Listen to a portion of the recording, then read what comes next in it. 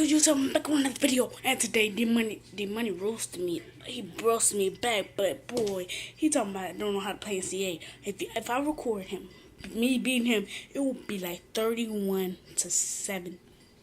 That's how bad he sucks. I don't think he'll get 7 if I'm trying real hard. But I'm about to roast you.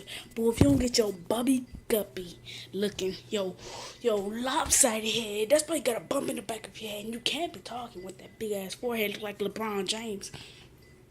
Plus, if you don't get your 2 + 2, not knowing what the fuck it is, get your long titty, no nipple having ass. If you don't get your lopsided head, your old teddy bear loving, McDonald eating loving, and boy, that's why your head look like a bird nest.